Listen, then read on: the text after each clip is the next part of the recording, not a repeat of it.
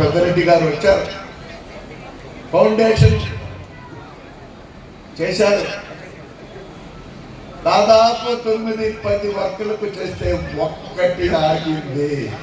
అది కూడా నాడు నేడు పాఠశాల 2 ఫ్లోర్లు వేసేస్తున్నాము. ఆ కొద్ది పని ఉంది 90%. ఆయన స్వాస్థాల మీద చేసిన ఫౌండేషన్ 10 కార్యక్రమాల్లో 9 కార్యక్రమాలు దిగ్విజయంగా పూర్తి చేసుకున్నాం. అది కూడా 90% అయ్యింది. దాన్ని కూడా పూర్తి త్వరలో చేస్తాను అని చెప్తూ, ఇదో గొప్ప విషయం. మా గ్రామంలో ఈశాన్యంగా శివాలయం పాడుపడి ఎన్నో 400 సంవత్సరాల నుంచి పాడుపడి ఉంది. దాన్ని మా అన్నగారు జ్ఞానకూరు ప్రజల గుండెల్లో నిలిచిపోయే విధంగా దాదాపు 80 లక్షల రూపాయలతో శివాలయాన్ని మనం నిర్మిస్తున్నాం. దాదాపు పూర్తిగా వచ్చింది. ఆయన ఇక్కడ మనం ఇంకా చిన్న చిన్న పనులు అడిగినదే తడువుగా ఆయన చేస్తున్నాడు. నేను ఎప్పుడు సర్వదారాన్ని 8 సంవత్సరాలు రాజకీయ జీవితంలో నేను పోరాడేసి మమేకమై వాళ్ళు వచ్చి ఈ 5 సంవత్సరాలు లబ్ధి పొందారు అని అంటే చాలా బాధాకరమైనటువంటి విషయాన్ని కూడా నా జీవితంలో జనార్దన్ రెడ్డి గారు, రాజలక్ష్మి గారు, ఆనం రామనారాయణ రెడ్డి గారు, ఇప్పుడు పెద్దరెడ్డి గారు, ఇంకా వారి కుమారులతో కూడా నేను పనిచేశాను. ఎప్పుడు నా జీవితంలో ఇలాంటి ఈ 5 సంవత్సరాల్లో జరిగినటువంటి పరాభవాలు ఇప్పుడు జరగలేదు. వాటికి భయపడను. నాకు జీవితంలో యుద్ధం చేయడం అనేది చాలా సులువు. ఒకడున్నాడు పాపం, జగన్మోహన్ రెడ్డి గారికి తెలియదు, 3వ తరగతి చదివి నుండి సెంట్రల్ బ్యాంక్ చైర్మన్ చేశాడు. ఆయన ఎక్కడా మీటింగ్ పెట్టడం, ఎందుకంటే చదువు రాదు. ఆ రోడ్డు కాడ చేస్తారు, వచ్చిన వాళ్ళని ఎంత కాళ్ళు పట్టుకుంటాడు. ఆయన చీఫ్ చేస్తాను అంటాడు. నిన్ను చీఫ్ చేస్తామని గుర్తుపెట్టుకోండి.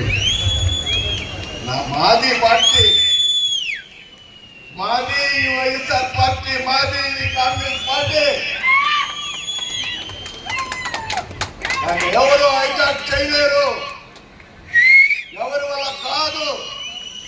మా నాన్న రాజకీయ నాయకుడు, నేను రాజకీయ నాయకుడు. వేల మందికి ఉద్యోగాలు ఇప్పించాను నేను చేయకుండా. ఇక్కడ ఈ ప్రాంతంలో వేల మందికి నాట్ 100 ఇప్పించిన వాళ్ళు నేను. ఎవడో నా దగ్గర తిరిగేవాడు, అల్లరి చిల్లరి వాడు ఏదో మాట్లాడితే నాటాకు చప్పుళ్లకు కుందేళ్ళు ప్రజలు అని కూడా నేను సభాముఖంగా సొంత పార్టీ వాళ్ళని కించపరచద్దు, సొంత పార్టీ వాళ్ళని గౌరవించండి. ఎవరిలో ఎప్పుడు వస్తారో తెలీదు, ఎప్పుడు వెళ్తారో తెలీదు. వాళ్ళని పెట్టుకునే రాజకీయం శాశ్వతం కాదు, పదవులు శాశ్వతం కాదు. ప్రజా హృదయాల్లో ఈ విషమంతా చోటు సంపాదించుకున్నవాడే నాయకుడని కూడా నేను మనవి చేస్తున్నాను. జనానికి అని ప్రశ్నించుకో, నువ్వేం చేయగలవు జనానికి అనేటువంటిది మీరు సమాధానం చెప్పాలి. తప్పకుండా సమాధానం చెప్పాలి.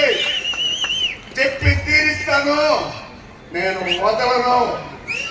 ఇప్పటి వరకు ఈ సుముహూర్తం కోసం నేను ఉన్నాను.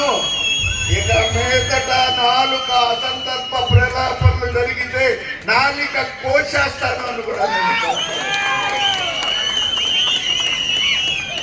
నాకు ఒక చరిత్ర ఉంది. నేను చెప్పుకోవడం కాదు, ఈ రోజు చెప్తున్నా, ఎప్పుడు ఏ రోజు చెప్పరా. ఏం చేయలేరు. నేను వైఎస్ఆర్సీపీ పార్టీ కాబట్టి ఈ యొక్క మంచి కార్యక్రమంలో నా మనసులోని మాటలు నేను బయట పెట్టుకున్నందుకు